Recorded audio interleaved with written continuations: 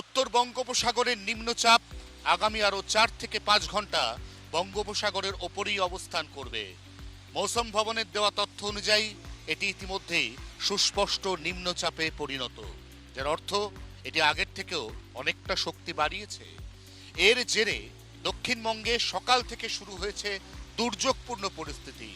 সনাতন হিন্দু ধর্মের অন্যতম বড় মহোৎসব রথযাত্রা গোটা দক্ষিণবঙ্গে আজ উদযাপিত হতে চলেছে নিম্নচাপের নাছোড় বর্ষণকে সঙ্গী করে।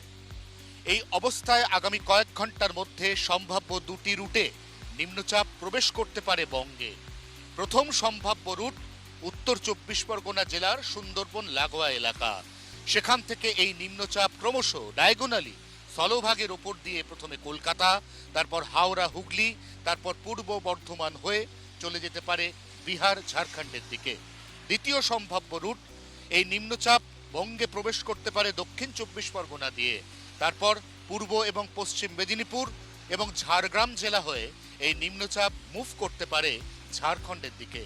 এই নিম্নচাপের জেরে কোনো কোনো জেলাতে অতি ভারী বর্ষণের পূর্বাভাস, যার মধ্যে অন্যতম 2 মেদিনীপুর, 2 24 পরগনা, ঝাড়গ্রাম, বাঁকুড়া, পুরুলিয়া এবং পশ্চিম বর্ধমান।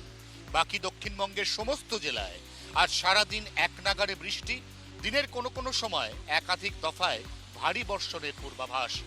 আগামী শনিবার দুপুরের পর দক্ষিণবঙ্গে এই নিম্নচাপের প্রভাব অনেকাংশে কেটে যাবে। শনিবার বিকেলের পর দক্ষিণবঙ্গের একাধিক জেলায় মেঘমুক্ত ঝলমলে পরিষ্কার আকাশ এবং রোদের দেখা মিলতে পারে। আর ঠিক তখনই দুর্যোগের পূর্বাভাস উত্তরবঙ্গে। উত্তরবঙ্গে ক্রমান্বয়ে বৃষ্টি বাড়তে শুরু করবে শনিবার থেকে। শনিবার উত্তরবঙ্গের উপরের দিকের 5 জেলা অর্থাৎ দার্জিলিং, কালিম্পং, জলপাইগুড়ি, আলিপুরদুয়ার, কোচবিহার এই জেলাগুলিতে ভারী বৃষ্টি। রবি এবং সোমবার অতি প্রবল বর্ষণ উত্তরবঙ্গের ওপরের দিকের 5 জেলায়, যা নতুন করে উত্তরবঙ্গের জনজীবনকে প্রভাবিত করতে পারে।